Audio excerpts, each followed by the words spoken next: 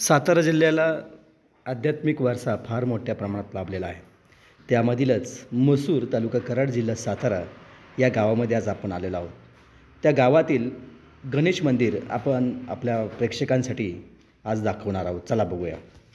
नमस्कार. आज आपण कृष्णकुंज बातमीपत्रामार्फत मसूर येथील मसूर तालुका कराड जिल्हा सातारा येथील प्राचीन गणेश मंदिर आम्ही दाखवणार आहोत. 1839 साली हे गणेश मंदिर छोट्या प्रमाणात तयार करण्यात आलं.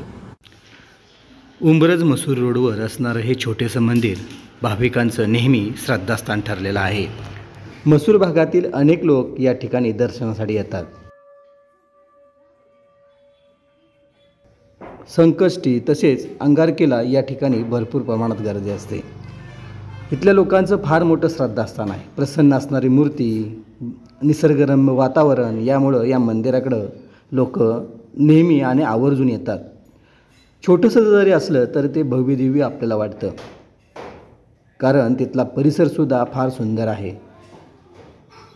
रोडवर असल्यामुळं अनेक भाविकांचं लक्ष त्या मंदिराकडे जातं. मंदिरामध्ये आत थोड्या प्रमाणात नक्षी करण्यात आलेली आहे, त्यामुळं अतिशय सुंदर वाटतं.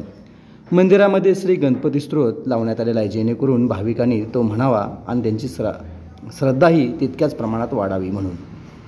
तसेच गणपती स्तोत्राचं वाचन या ठिकाणी नेहमी होत राहतं.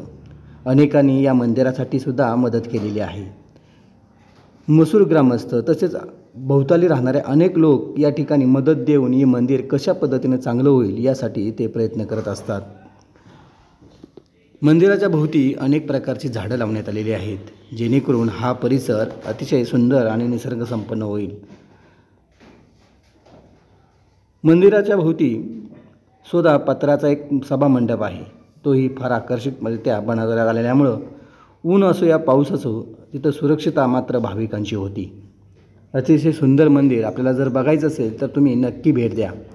मसूर भागातील हे मंदिर फार प्रसिद्ध आहे आणि प्राचीन आहे. 1839 साली हे मंदिर तयार करण्यात आलेलं आहे. दगडी बांधकाम असलेले मंदिर फार मजबूतरित्या आजही तितक्याच दिमाखात उभं आहे. नक्की तुम्ही त्याला भेट द्या. धन्यवाद.